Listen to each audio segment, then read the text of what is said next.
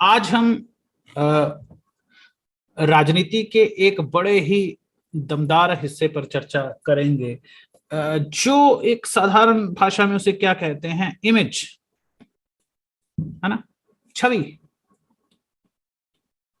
या फिर प्रतिष्ठा। प्रतिष्ठा सही है ना। देखो, इंसान का जो कल्चर रहा है ना, वो विजुअल कल्चर रहा है।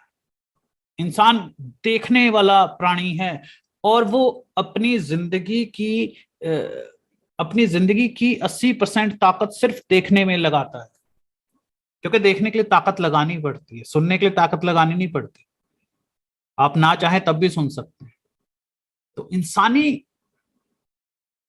फितरत है कि वो आंखों पर ज्यादा निर्भर रहता है, वो आंखों पर ज्यादा डिपेंड रहता है। उसकी सारी इंफॉर्मेशन और हर तरह का सुख, हर तरह की समृद्धि, हर तरह की उसको जो खुशी मिलती है या दुख मिलता है या जो भी है, वो उसके देखने पर ज्यादा डिपेंड करता है, क्योंकि वो देखने वाला प्राणी है। देखो, है ना, गुफा मानव द्वारा गुफाओं में बनाई गई पेंटिंग, जो गुफा मानव गुफाओं में पेंटिंग बनाते थे, तब से लेकर आज इंसान मोबाइल से अपनी सेल्फी लेता है। इंसान हमेशा से ही तस्वीरों द्वारा अपनी कहानी सुनाना चाहता है, अपने जीवन के बारे में, अपने अनुभवों के बारे में, अपने जीवन को वो कैसे देखता है, उसने जीवन को कैसे समझा। इंसान के दिमाग में ये विचार बैठा हुआ है कि तस्वीरें झूठ नहीं बोलती। इंसान इमेजेस पर बिलीव करता है। चंद तस्वीरों की मदद से आप बहुत बड़ी कहानी किसी को सुना सकते हैं, बहुत बड़ा मैसेज दे सकते हैं, सिर्फ कुछ तस्वीरों की मदद से। आजकल हम उसे वीडियो क्लिप्स जिसे कहते हैं। तस्वीर का मतलब सिर्फ ठहरी हुई तस्वीर नहीं है। यहां पर तस्वीर का मतलब है, इमेजेस का मतलब है, आपकी जो छवि है, आपकी जो प्रतिष्ठा है, वो तस्वीरों के माध्यम से ही जाएगी।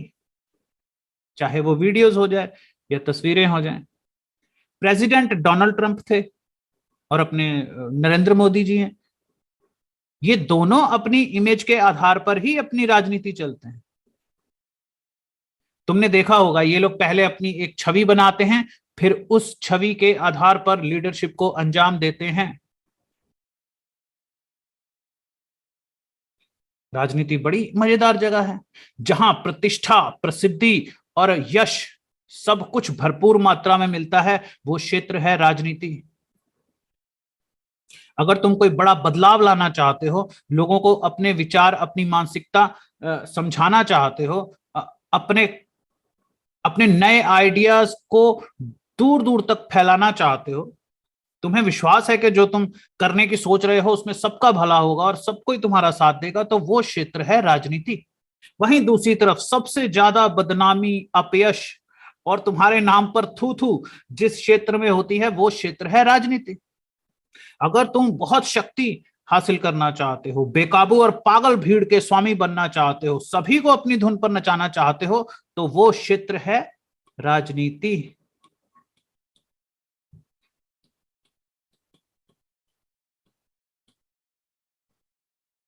राजनीति से ऊपर कुछ नहीं है। लेकिन राजनीति में और कोई चीज नहीं चलती है, वहां पर एक ही चीज चलती है, रेपुटेशन। राजनीति दरअसल एक हवा महल है, उसमें सब कुछ हवा ही है। यहां मेरा मतलब ये नहीं है कि झूठ झूठ सब कुछ झूठ, नहीं नहीं। लेकिन वहां पर जो लोगों के दिमाग में आपकी छवि है, उसे प्रतिष्ठा कहा जाए। और वो ख्याल उनका जो क्या है, जो पूरी जनता के दिमाग में, हर एक सिंगल सिंगल आदमी के दिमाग में जो एक पर्टिकुलर इमेज चल रही है, एक पर्टिकुलर छवि बनाई जा रही है, सारी मेहनत ही उसके ऊपर की जाती है, सारा खर्चा ही उसके ऊपर किया जाता है। वो एक एक तुम्हारी पहचान है वो। और वो पहचान बनी रहे, इसीलिए मीडिया लगातार उसके बारे में चर्चा करता रहता है कि नेताजी बहुत महान है, बहुत अच्छे हैं। और विरोधी पक्ष उसी चीज को खराब करता रहता है। वो जो छोटी सी छवि है, प्रतिष्ठा, प्रतिष्ठा कैसे बनती है। ध्यान रखना, तुम कोई प्रतिष्ठा या वो छवि नहीं बना सकते जो तुम अंदर से नहीं हो। हाँ, मैं मानता हूं मीडिया प्रमोशन और एडवर्टाइजमेंट के द्वारा कोई भी छवि बनाई जा सकती है, लेकिन आखिरकार राजनीतिक फैसले तो तुम ही लोगे। अगर तुम बुरे इंसान हो तो बुरे फैसले लोगे। फिर चाहे तुम्हारी खरीदी हुई मीडिया तुम्हें देवता दिखाने की, तुम्हें एक, है ना, संत महात्मा दिखाने की जितनी मर्जी कोशिश कर ले, आखिरकार तो तुम सामने आ ही जाओगे ना। कितने साल तक भैया, तो किसी के साथ हम 4 दिन रह लें तो उसका पता चल जाता है, चाहे वो ऊपर से कितना भी अच्छा बनता हो। उसके फेस एक्सप्रेशन, उसका चिढ़ जाना, उसका ज्यादा हिस्सा मांगना या उसका कम हिस्सा देना, ऐसी उसकी आदतें पता चल जाती है ना ऊपर से, चाहे वो जैसा मर्जी बने, लेकिन अंदर से तो इंसान वही करता है जो वो है। और जिसे अपनी प्रतिष्ठा की चिंता सता रही है उसका चरित्र चिंता करने लायक ही होगा। अपना चरित्र तो इंसान को पता होता है ना, वो खुद अंदर से जानता है कि मैं एक बुरा इंसान हूं और मैं बुरे काम करूंगा। तो जरा पहले ही मीडिया की मदद से अपनी प्रतिष्ठा बना लो। एक बात और, प्रतिष्ठा बनाना जितना मुश्किल होता है, उतना ही अपनी बनी हुई प्रतिष्ठा यानी रेपुटेशन से पीछा छुड़वाना होता है। एक तो बनाने की मुसीबत, तुम कोई रेपुटेशन बनाने की कोशिश करोगे राजनीति में, कोई पॉलिटिकल इमेज बनाने की कोशिश करोगे, और कोई तुम्हें उसे बनाने नहीं देगा, लोग उसे खराब करते रहेंगे, और जब तुमने एक बार बना दी तो फिर वो पोस्टर की तरह चिपक जाती है, फिर लोग उससे पीछा छुड़ाना चाहते हैं। रेपुटेशन कोई भी हो, वो तुम्हारा दम घोंटने लगती है। जैसे हमने, है ना, कुछ एग्जांपल लेते हैं, जैसे अमिताभ बच्चन थे, है ना, अपने अमिताभ बच्चन देखे हैं ना, वो बहुत मशहूर हुए। खैर मैं तो था नहीं, लेकिन है ना, हम सुनते हैं पुरानी खबरें और पुराने लोग हमें बताते हैं कि यूं यूं हुआ था अमिताभ बच्चन के साथ। उनकी बहुत बदनामी हुई, उनको बहुत घसीटा गया राजनीति में, और उनका बहुत कचरा किया गया, उनकी फिल्मों के पोस्टर जला दिए जाते थे, फिल्म नहीं लगने दी जाती थी। कारण मैं आपको बताता हूं, होता क्या है, इंसान जिसे प्यार करता है ना इंसान जिसे लीडर चुनता है, इंसान जिसे हीरो स्वीकार करता है, वो उससे एक तरफ नफरत भी कर रहा होता है, क्योंकि वो चाहता है कि जो मेरा हीरो है या जो मेरा लीडर है वो कोई गलती ना करे। वो जुड़ जाते हैं। लेकिन अब अमिताभ बच्चन जी की एक इमेज बन गई थी एंग्री मैन की। अब क्या होता है कि आपकी जब एक इमेज बन जाती है, आपकी एक रेपुटेशन बन जाती है, तो भैया वही रेपुटेशन आप 5 साल 10 साल, है ना, एंग्री मैन ही थोड़ी बनते रहोगे हर बार। खुद भी इंसान अपने आप से ऊब जाता है, जनता भी आपसे ऊब जाती है। आप जितने भी पॉलिटिशियंस देख लो, आखिरकार लोग उकताकर उनको हटा देते हैं। पहले वो लेते इसलिए कि चलो मजा आएगा, पहले वो उन्हें वोट देते हैं कि चलो कुछ ये करेक्टर हमें पसंद है, लेकिन थोड़ी देर बाद उन्हें वही करेक्टर पसंद नहीं आ रहा होता। ऐसे बहुत से लोग हैं जो अपनी ही इमेज में फंस गए और बड़े पछताए। एक अमिताभ बच्चन हो गए, और एक जैसे महात्मा गांधी को ले लेते हैं। वो संत बन तो गए, वो महात्मा बन तो गए, लेकिन अब वो अपने ही जाल में फंस गए। अगर वो एक साधु बाबा बनकर नहीं आए होते, जो शायद वो नहीं भी आए थे, मीडिया किसी को भी पलट देती है, मीडिया हर किसी की वही इमेज रखती है जो मीडिया के काम की होती है। ये भी हो सकता है कि महात्मा जैसा शब्द गांधी को पसंद ही ना हो। ये भी हो सकता है कि वो रिपोर्टर्स को जाके झिड़कते हो कि भाई तुम मुझे साधु क्यों बना रहे हो, तुम मुझे संत क्यों बना रहे हो। अपनी ही रेपुटेशन में अक्सर आदमी फंस जाता है। और भाई हम एक अपने बिल्कुल समकालीन व्यक्ति का नाम क्यों नहीं लेंगे, बाबा रामदेव। आज उनको जितनी भी गाली पड़ती है, वो उनकी उस इमेज की वजह से पड़ती है जिस इमेज की वजह से वो पॉपुलर हुए, जिस इमेज की वजह से आज वो इतने अमीर हैं, शक्तिशाली हैं। और सेम जनता जिसने उन्हें प्यार किया था, वही जनता उन्हें गाली दे रही है, क्योंकि यही जनता का बिहेवियर होता है। जनता ऐसी होती है, जनता उसी को गाली देती है जिसे वो प्यार करती है, क्योंकि वो देखती है कि मेरे ही प्यार से कहाँ पहुंच गया, है ना और दूसरी तरफ जिस आदमी ने अपनी एक बार रेपुटेशन बना ली, वो ठीक है, उस रेपुटेशन पर बैठकर इंसान आगे आ जाता है, लेकिन हमेशा वही, मैं तुम्हें देखो कई बार क्या होता है, कभी कभी हमारे दुश्मन हमारी मदद कर देते, वो हमारी रेपुटेशन को खराब कर देते। एग्जाम्पल देखते हैं ना, मान लो एक लड़की है, ओके, एक लड़की है, वो बड़ी ही बेचारी, है ना, उस लड़की की समाज में रेपुटेशन बड़ी ही शरीफ लड़की की है, पढ़ने लिखने वाली लड़की की, जबकि असल में वो फैशन करना चाहती है, मिनी स्कर्ट पहनना चाहती है, नाचना चाहती है, बॉयफ्रेंड बनाना चाहती है, लेकिन वो अपनी अच्छी वाली छवि को भी नहीं छेड़ना चाहती, उसे भी वो खराब नहीं करना चाहती, क्योंकि उसी की वजह से हर कोई उस पर भरोसा करता है, उसे प्रेम करता है, उसकी तारीफ करता है। लेकिन अब मान लो किसी ने समाज में उसकी छवि खराब कर दी, उसके बारे में झूठी बात फैला दी कि ये जी बॉयफ्रेंड रखती है, ये शराब पीती है, ये सिगरेट पीती है, ये घूमने गई थी, ये इसको होटल में देखा गया किसी के साथ, तो जाहिर सी बात है लड़की को बहुत दुख होगा, है ना। लेकिन अगर वो ज्यादा गहराई से देखे तो उसके मन से, उसके कंधों से एक बहुत बड़ी जिम्मेदारी का बोझ हट गया, पहली बार वो स्वतंत्रता का स्वाद चखेगी।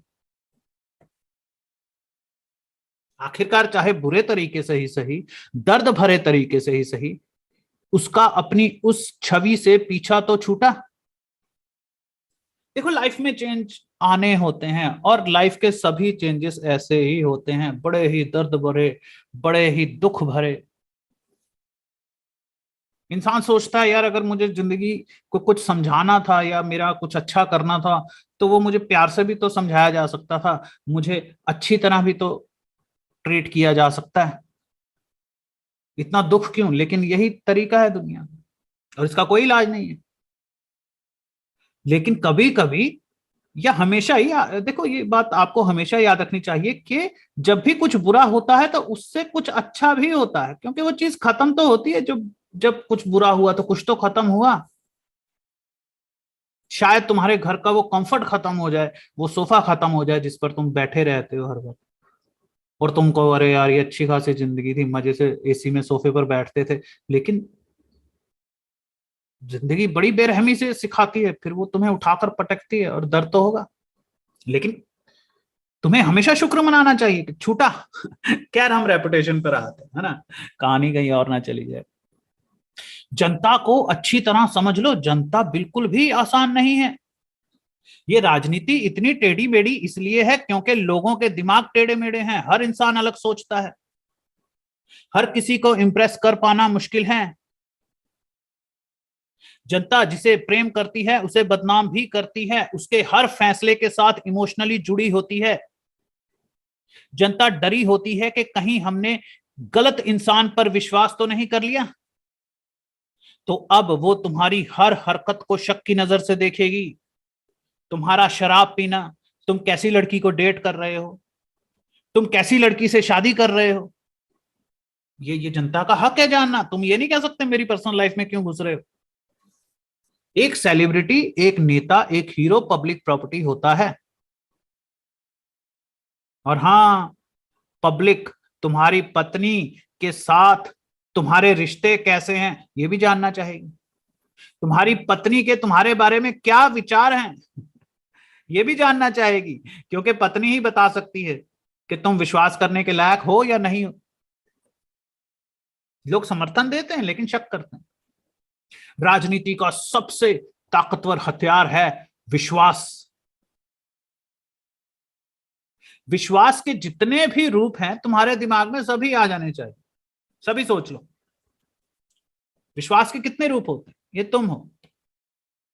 क्या तुम्हें खुद पर विश्वास है?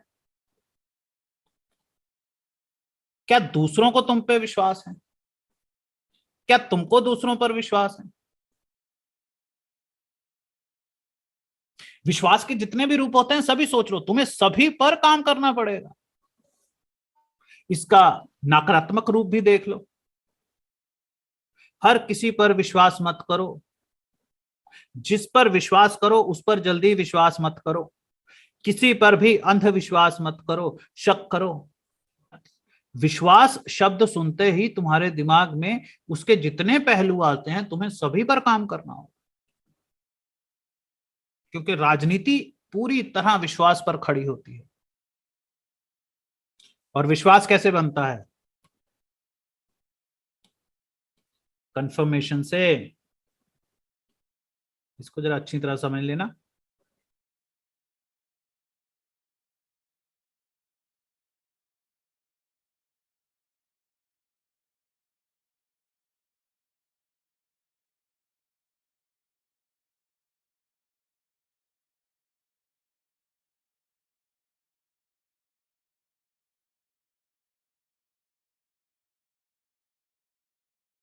आप चाहते हैं कि लोग आप पर विश्वास करें, लेकिन आपको पहले ये समझना होगा कि जो विश्वास शब्द है वो कहां से पैदा होता है। जो विश्वास है इंसान के अंदर वो कैसे पैदा होता है? विश्वास को पैदा करता है कंफर्मेशन। एक बार आग से जल जाने के बाद इंसान को कंफर्म हो जाता है कि आग जलाती है। इस जानकारी से इंसानी शरीर हर बार चौकन्ना होकर आग के पास जाता है। इसे ही विश्वास कहते हैं। परखने के बाद होने वाला अनुभव विश्वास कहलाता है। वो आपके अंदर एक विश्वास बन गया है। यही हमारी पसंदीदा पॉलिटिकल पार्टी के बारे में भी हमारे दिमाग में विश्वास बना होता है। नेताजी फिलहाल अपने भाषण में क्या कह रहे हैं उससे जनता को कोई फर्क नहीं पड़ता। फर्क इस बात से पड़ता है कि वो कितने दृढ़ संकल्प वाले हैं और पिछली बार उन्होंने कौन सा काम किया था। कंफर्मेशन। ज्यादातर नेता पॉलिटिक्स में फेल होते हैं, मेरा यकीन करो ज्यादातर फेल होते हैं। वो पता नहीं चल रहा होता क्योंकि वो उड़ते जाते हैं उड़ते जाते हैं। जिन लोगों को लगता है कि खा लो पी लो, बाद में जनता को कुछ भी कहते रहेंगे, कुछ भी समझाते रहेंगे, काम बन जाएगा, छोड़ देंगे, निकल जाएंगे, ऐसा ऐसा मत करो, क्योंकि वो कुछ भी नहीं है। राजनीति कोई ऐसा काम नहीं है कि तुमने थोड़ा सा किया और छोड़ दिया। खैर, कंफर्मेशन ही अकेला ऐसा तत्व है जो विश्वास को पैदा करता है। हम इंसान इसके बारे में ज्यादा सचेत नहीं होते हैं, लेकिन ये सबकॉन्शियसली हम पर सबसे ज्यादा असर करता है। हमारे दिमाग और फैसले लेने की क्षमता पूरी तरह इसी पर निर्भर होती है। तुम उसी पर यकीन करते चले जाते हो जिस पर तुम पहले भी यकीन कर चुके हो। ऑटोमेटिकली होता है। तुम देखो, क्या तुम कार चलाते हो, सोचते हो क्या? तुम साइकिल चलाते हो, कॉन्फिडेंस से बैठ जाते हो, तुम्हें विश्वास है, तुम्हें कंफर्म है क्या करना है, कैसे चलेगी। तुम हर किस्म की गाड़ी चला लेते हो और तुम उस पर हर बार यकीन करते हो जब तक ब्रेक फेल ना हो जाए। राजनीति में सबसे ज्यादा रिस्क प्रतिष्ठा का होता है। क्यों आज हम छवि की बात कर रहे हैं? क्यों आज हम प्रतिष्ठा की बात कर रहे हैं?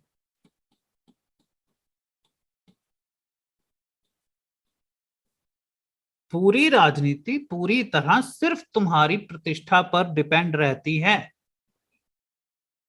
और सबसे ज्यादा रिस्क इसी को होता है। और 24 घंटे ये रिस्क बना ही रहता है। तुम चाहे कोई कांड नहीं कर रहे हो फिर भी लोग अपने घरों में बैठे सोच रहे होंगे कि नेताजी कोई ना कोई गलत काम ही कर रहे होंगे। यहां प्रतिष्ठा बड़ी तेजी से ऊपर और नीचे जाती है।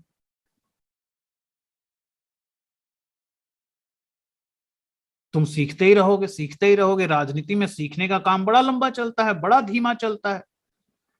और मुसीबतों से बचकर रहना ही सबसे अच्छा उपाय है। समय के साथ साथ तुम्हारे पास शक्ति भी आती है और स्वतंत्रता भी।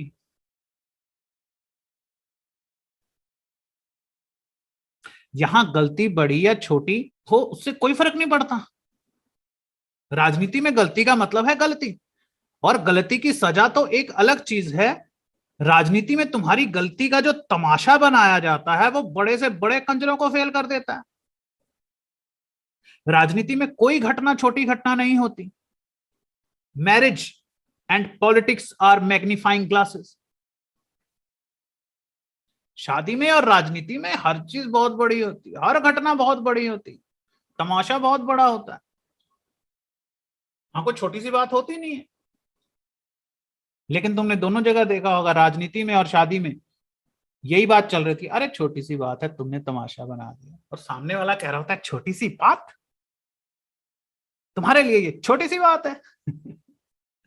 किसी घटना को सड़क पर छाती पीट पीट कर रो रो कर बताना राजनीति है। जरूरत से ज्यादा भावनात्मक हो जाना और दूसरों को भी भावुक कर देना राजनीति है। यहां तमाशा इतना बड़ा लगाया जाता है कि एक साथ करोड़ों लोगों को अंधा कर दिया जाता है। वो किसी एक रोशनी पर एक साथ इतना ध्यान देते हैं कि उनके पीछे से चाहे पूरी बारात निकाल कर ले जाओ, उन्हें पता नहीं चलेगा। ये राजनीति है। विरोधियों को तो तुम्हारी गलती का इंतजार रहता है। यहां तुमने गलती की नहीं और वो अपने कपड़े फाड़कर सड़क पर लौटने लगते हैं, चिल्लाने लगते हैं, रोते हैं। और ये ना सोचो कि तुमसे कोई गलती नहीं होगी। राजनीति में आना ही एक ऐसी गलती है जिसके बाद इंसान से गलतियां ही गलतियां होती चली जाती हैं। दरअसल विरोधी कहीं ना कहीं से खोदकर तुम्हारी कमियां सामने लाते रहते हैं, इसीलिए तुम्हें बड़ा ही बेशर्म और मोटी चमड़ी वाला होना पड़ेगा। यहां हर कोई तुम्हारा दुश्मन है। कोई भी तुम्हें आगे बढ़ता हुआ नहीं देखना चाहता। तो लोगों की भद्दी से भद्दी शक्लें देखने को तैयार हो जाओ, भद्दी गालियां सुनने के लिए तैयार हो जाओ। हो सकता है वो तुम्हें थप्पड़ मारें, तुम्हारे चरित्र पर आपत्तिजनक टिप्पणियां करें। तुम्हें अपने जवाब तैयार रखने हैं।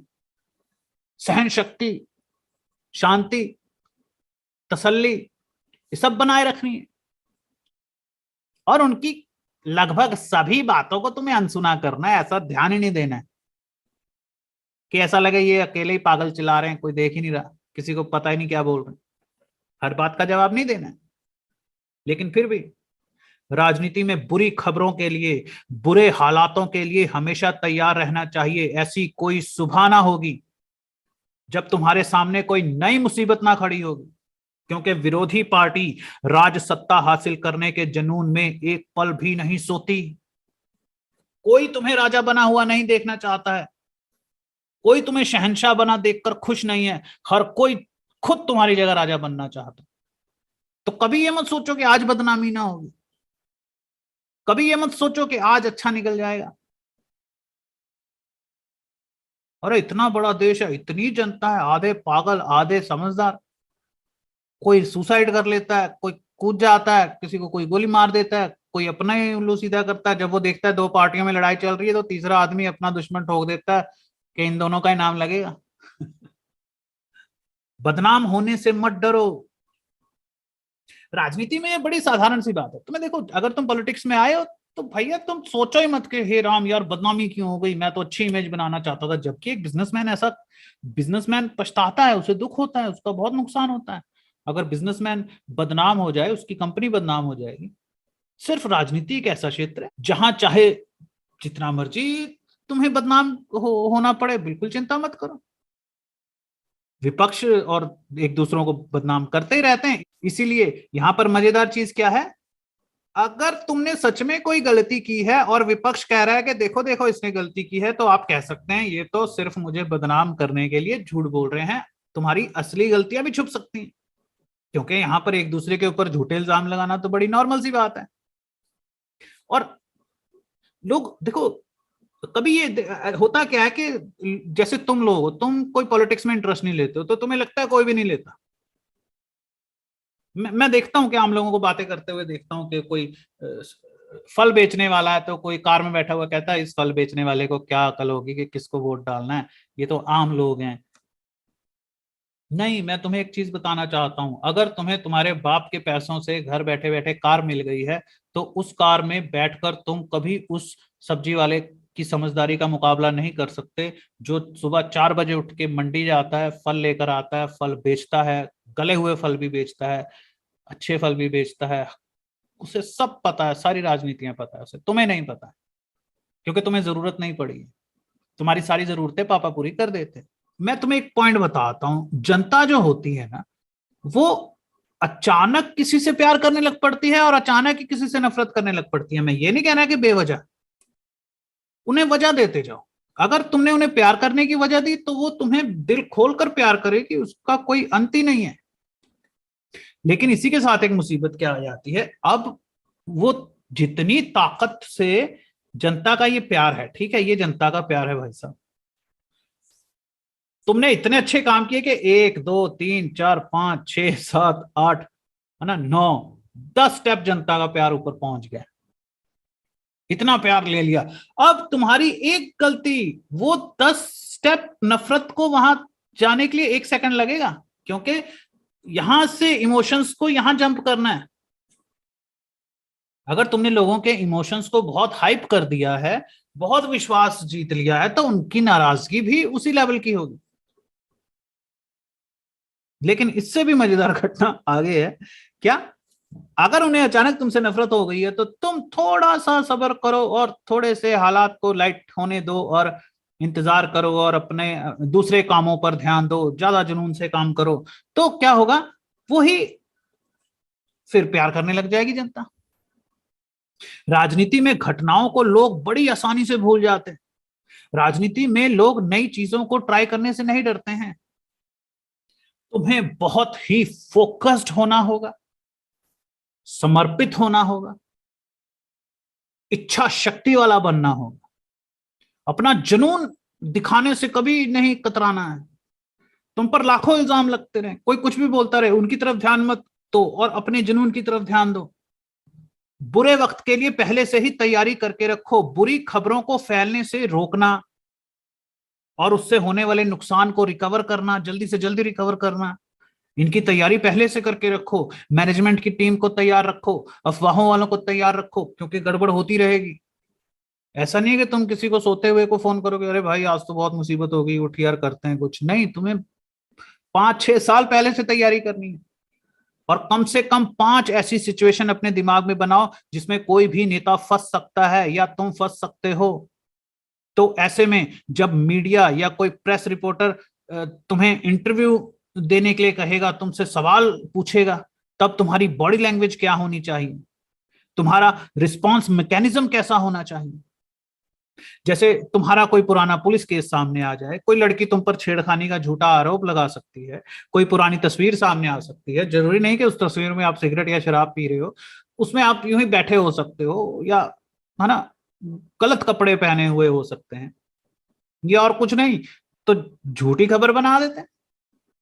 पहले भी बता चुका हूं, खबरों का मकसद ये नहीं होता कि लोग झूठी खबरों पर यकीन कर लेंगे। खबरों का मकसद ये होता है कि लोगों को उलझाए रखना और उस तरफ धीरे धीरे भेजता रहना।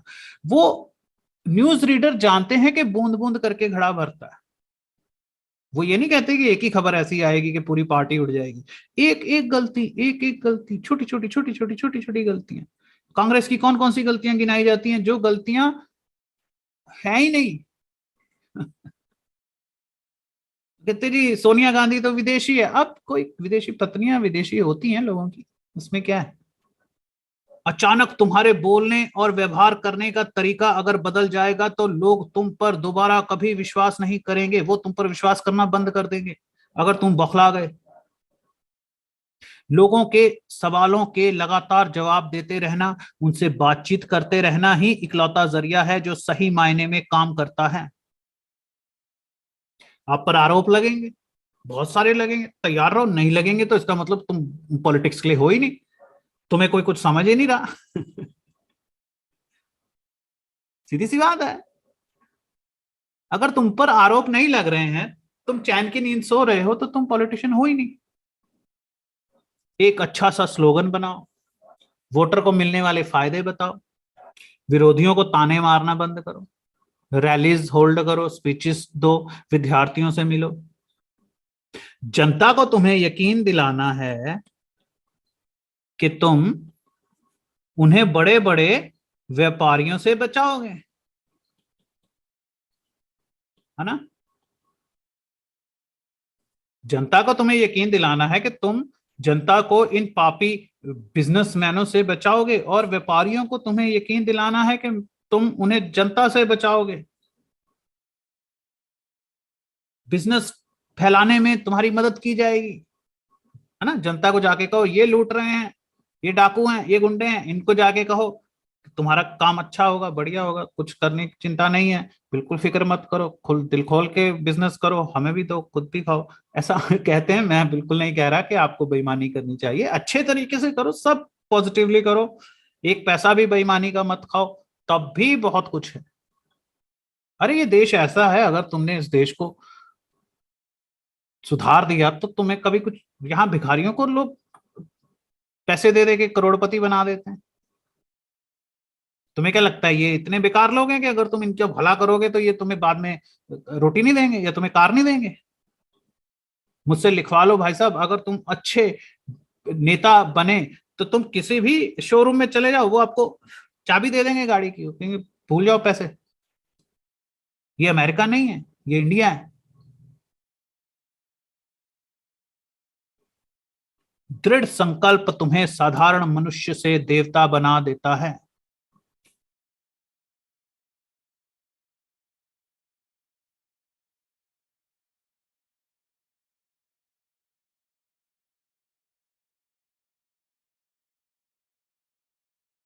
आप चाहते हैं कि लोग आप पर विश्वास करें, लेकिन आपको पहले ये समझना होगा कि जो विश्वास शब्द है वो कहां से पैदा होता है। जो विश्वास है इंसान के अंदर वो कैसे पैदा होता है? विश्वास को पैदा करता है कंफर्मेशन। एक बार आग से जल जाने के बाद इंसान को कंफर्म हो जाता है कि आग जलाती है।